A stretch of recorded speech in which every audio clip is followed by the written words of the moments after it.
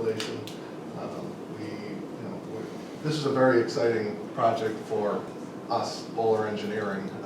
We work on a lot of transit-oriented developments, but very few times do you see an instance where you're truly transit-oriented and you're connected to a public transit facility. Usually we're proximate to public transportation, but in this case, we're actually directly adjacent to it and incorporating it as a part of the project. So, as you can see from this graphic, the purple arrows are illustrating the locations where you can access the site either as a pedestrian or via bicycle. We're maintaining and improving the pedestrian connectivity coming in off of the existing driveway on Hancock Street. Currently, I was out there earlier today, I saw a poor guy walking through, like a 4-foot wide sidewalk with snow drifts on either side of him. We're going to be doing wider sidewalks and making it a lot more inviting for folks to enter the T facility from that location. At subsequent meetings, you'll hear from the landscape architect that'll give you the look and feel of those sidewalks. But it should truly be an enhanced experience over what we're getting into there today as a pedestrian. We'll also have the ability to enter the site through to West Quantum Street, adjacent to that retail. You saw the image a little earlier. We're envisioning, steps coming down, walks, etc.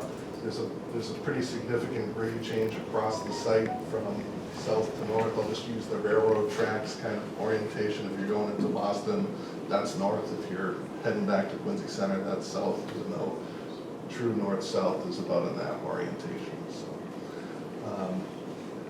We'll provide that pedestrian connectivity there along the jog in the property line that goes out towards Hancock Street. There'll be pedestrian connectivity there. If you're going directly to the retail facility, we'd envision that folks would come in from Hancock Street in that location. And another, I think, great benefit of this project is currently that there's a driveway on Sagamore Street that's closed off. I suspect the T did it to limit access points and make sure that you're paying for your parking if you're parking at the T for the day.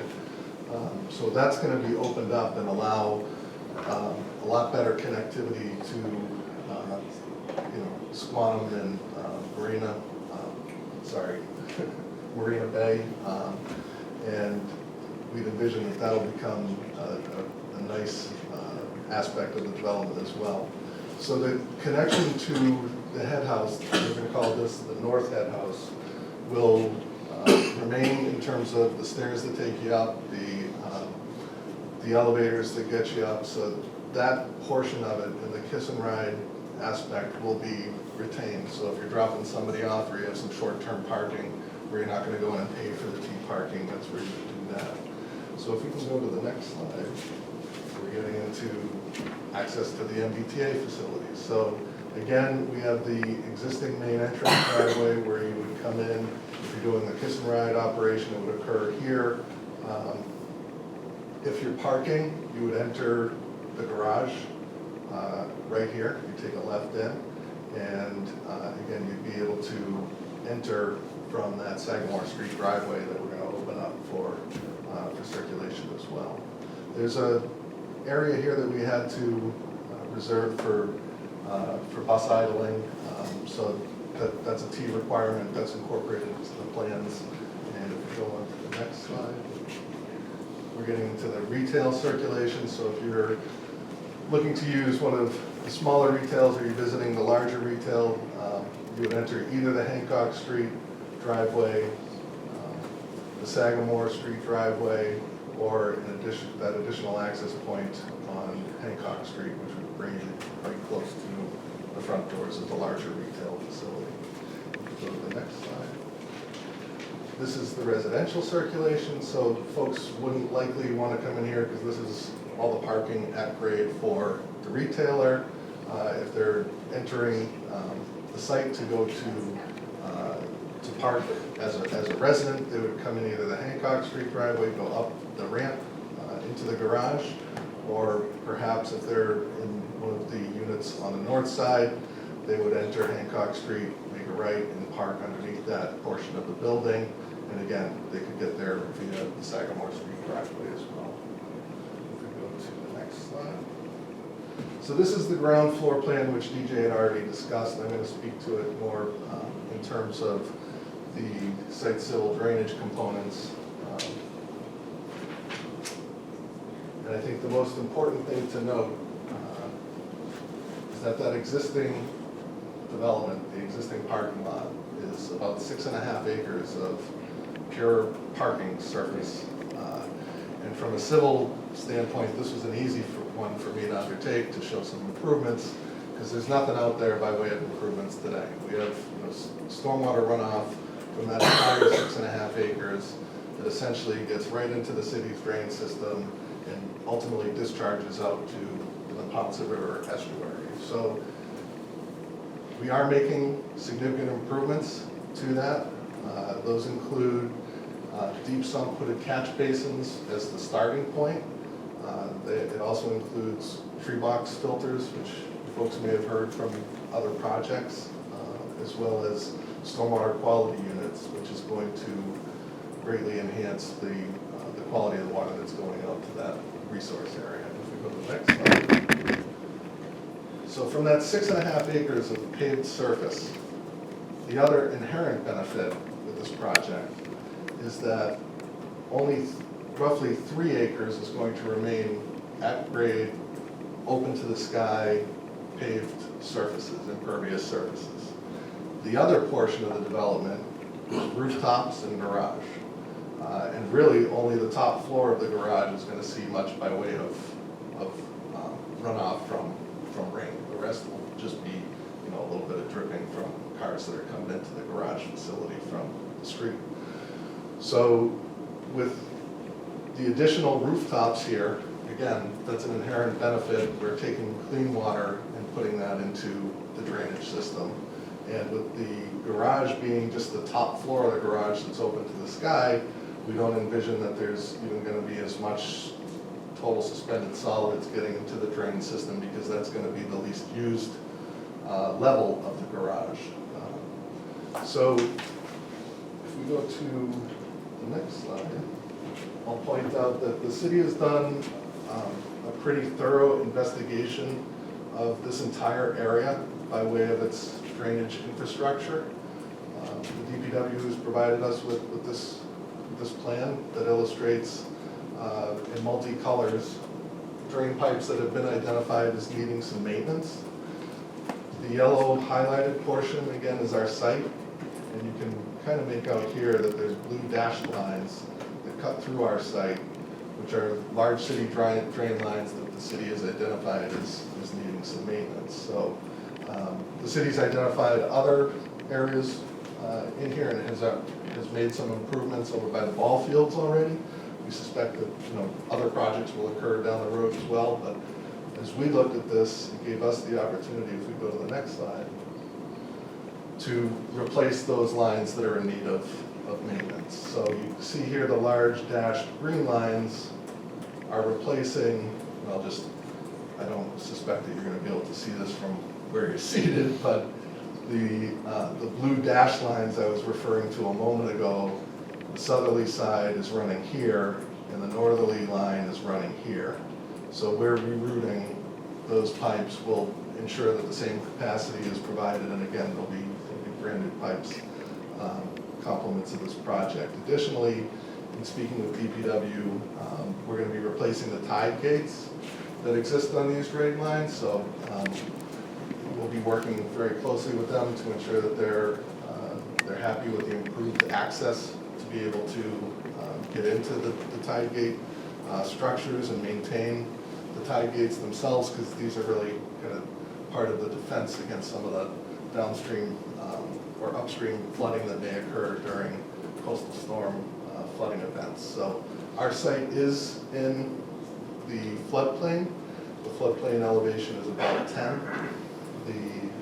The site currently dips down into the 8s, 9s, 10s, and then, as I had mentioned, it gets a little steeper up here, up into elevation 17, before you get into the bus station, which is up at around elevation 23. So all of our finished floor elevations will be raised above that coastal storm floodplain.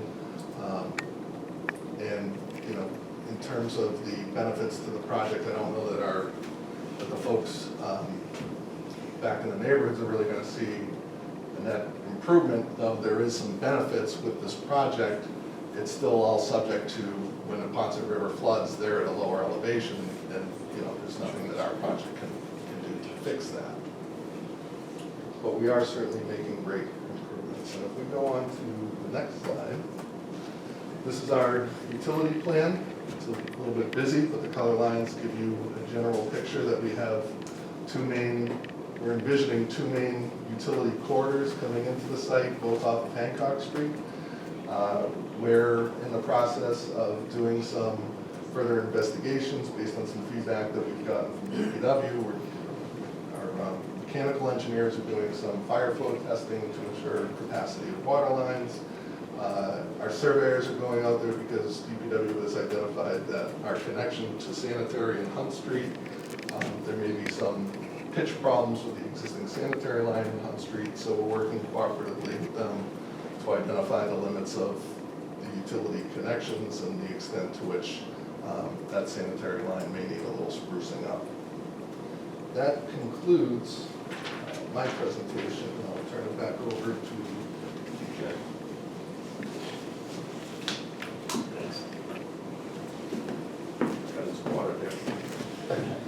So I'm just going to finish this portion of walking through the public benefits.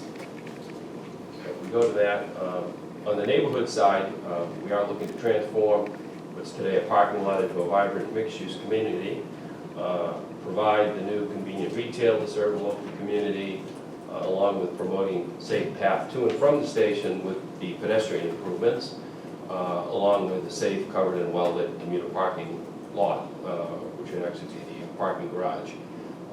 Ongoing with the city will be about 150 new permanent jobs and about $1.6 million a year in annual taxes going to the city, along with a contribution to the city's affordable housing and infrastructure goals.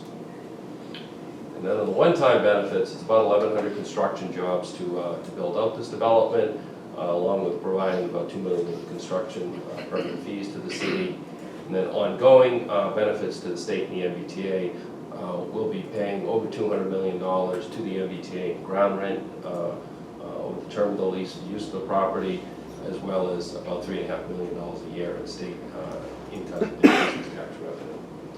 So with that, like I say, we're glad we were able to get to the site infrastructure tonight with Josh. There are many other elements to this project that we look forward to presenting in future meetings with you. So with that, I guess I'll turn it back to Bob. I'm not sure. As I indicated before, it's an ongoing process. We have gone through City Council. The LDA was approved. I'm sorry, straight that. Different projects.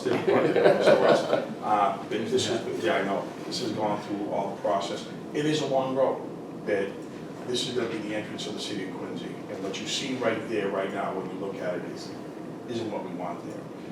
This absolutely is connected to public transportation. Is exactly what's needed. And again, this has happened with the city itself and other cities too, as the board knows, I'm chairman of another planning board. This is the type of projects we look for, that should be looked for.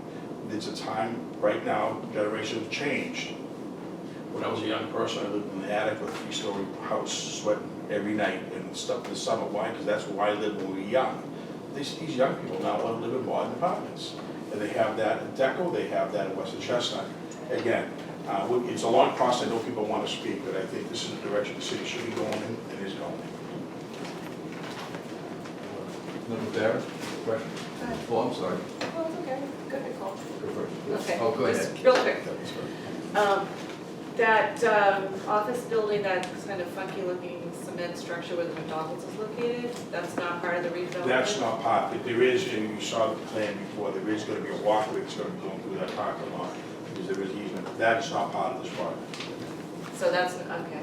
That is not It connected seems to like this it would project. stick out like a sore thumb with this beautiful new project. I don't disagree with it. I think they would love it, and we would love it to be part of this project, but unfortunately, the owner at this time doesn't want to deal with that. I get it. A couple questions. Thanks for the presentation. Very helpful to kind of visualize where you're going. I raised this point in January, and I want to come back to it.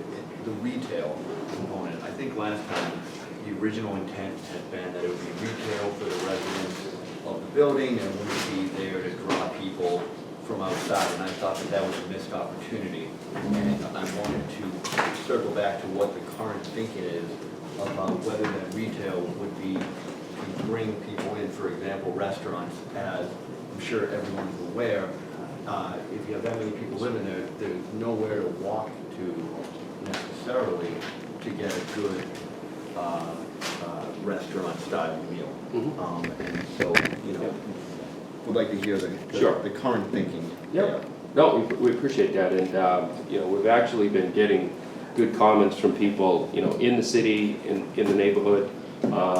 We're looking for really retail uses that serve the immediate area, but not too far away. I mean, we're looking to try to serve within, I guess, probably in rough terms, a couple miles of the site. We're not looking to draw people from 10 miles away, 15 miles away. That's why, we've heard a lot, some of the comments that we hear from people in the neighborhood, they'd love to see more, some type of specialty grocery on the site, and really certain levels of shops and restaurants. So we're still hearing from people. Like I say, we're not trying to draw from a long distance. We're trying to serve, I guess, what I call the neighborhood, within a mile or two of the site. Okay. I mean, 2 miles from the site would be almost to the other edge of Quincy. I think that it would be something that would be a destination for anybody in Quincy who wants to get back to that. And that's a very rough, when I say a couple miles from the site, I mean, somebody may come from Quincy Center, but, we're not, what we're really trying to do is, talking to the people in the neighborhood, is really trying to do the best we can to serve the neighborhood in the immediate area. And so the street level parking for the retail, that would be free, correct? Yep. Yeah, the retail really has to function like other retail in the area. I mean, it's gonna compete with other retail in the area, so yeah, that would be free. The parking would be monitored by the retailer, because obviously we wouldn't want someone parking there for the day, hopping on the T and going west, so, yeah. And the final question, I'll turn it over to the other board members, is public space. I saw that on the plan from the overhead view, there was like some sort of green space, which I imagine is for the residents Yep. of those buildings. Is there anything outside of the building that'll function as a sort of gathering place for the public? Yeah, there will be elements, in fact, your design guidelines under the Transit Orient that do identify different elements like that for, for benches, for sidewalk areas, bicycles, all those. That's all information that we will be presenting at the future meetings and getting into that level of detail. Any other questions from board members? Mr. McKinnon, at some point in time, as one of the presentations, is a representative, somebody going to be here from the T? We could ask someone from the T to be here. Okay, I was just Sure. I mean, I know the T, in fact, I just came out in the paper today, is going to be doing presentations in Quincy, talking about the various stations throughout the city. In this case, I guess we have to accommodate the 852 parking spaces. Other than that, they've kind of turned this over to us. Okay. But, Just curious, but that's Sure. exactly what prompted my question. Yeah. I've seen that one of the hearings is on the Wallaston Station. yeah, we're going to talk about Wallaston, Quincy Center, Yeah. Quincy Adams, and so on. Okay. Great. Any other questions from board members? Okay. Mr. Stevens. Mr. Chairman, board members, I just want to take the opportunity to let you know that the planning department has activated Woodard and Curran to do the peer review on this project. Woodard and Curran is fresh off of the field improvements with the high school and have a unique familiarity with the drainage of that area. It is complex in the floodplain, so we felt it best to choose Woodard and Curran to assist this project in getting out. And I do want to commend the applicant. There's been, I think, 2 meetings already, pretty intense meetings with the Department of Public Works to deal with the sewage, stormwater, water, the utilities. You kind of saw it in the engineer's presentation. There's sort of all these old existing lines crisscrossing the site, and we're looking at this as an opportunity to straighten some of that infrastructure out for this site and for the other, the city's infrastructure servicing other areas beyond this site. So we see that as a great opportunity. Another thing I think it's important for you to note, because I've pushed on it a little bit, is the bus station area off of East Squantum Street. And that part of the project is not, the Atlantic Pizzuto team is not authorized to deal with that busway area. That's still under the control of the MBTA. We do hope to work with the MBTA officials to make some improvements if they're needed to that bus operations. I believe DJ has stated to me in the past that they will help with the connections to their proposed development through that busway area to make sure they avoid any conflicts between buses and pedestrians as that neighborhood sort of plugs back into this development site. All right, thank you. John, yes? One thing, Mr. Chairman, to the board. You mentioned about the MBTA. The MBTA in conversation today, communication today, indicated they will be sending a letter to this board in favor not only of this project, but in favor of development of this project. Thank you. Any other questions, board members? Okay, it is a public hearing. I know we've been dealing with utilities, et cetera. So anyone that wishes to speak, come on up, identify yourself. Anyone wishing to speak? Sir? Defer to Rodo since he likes to jump up. Yeah, Bill Zams out, 10 Edgewood. Again, I hate to sound like a broken record, but my concern is parking. The original proposal, as I recall, and you gentlemen can correct me if I'm wrong, the talk was in the order around 1,200 or so parking spaces. They've upped it to 1,600, which is a good thing. The question is, how much of that is to cover the current amount of commercial that's planned? And the other is, what's the ratio of shared usage? Because originally they were talking an expectation of 600 spaces for 600 units, and roughly half of that space would be available during the day for use by commuters, which kind of strikes me as an odd concept if you're talking about this big transit-oriented development that fully half of the cars used, half the cars of the tenants are going to be driving out in the morning, commuters are going to park in those spaces. I think that 1,600 will probably do it, but there's some moving parts going here, and I hope that you pay real close attention to them to make sure that we don't have a problem down the road. Because this project is locked in, the T is locked in, and once it's done, if it's not done right, the project's done. North Quincy is done and not done right. So just watch the parking. Thank you. Thank you. Anyone else wishing to speak? Anyone else wishing to speak? Third and last time? There are sheets available over on the windowsill. We need a vote to continue to the April 12th meeting. A motion to continue this to April 12th. Second. Discussion, all those in favor? Aye. Mr. Chairman, Thank you. members of the board, thank you very much. Thank you. I think that concludes our regular agenda. We've got a couple of business items, both of which involve zoning changes. And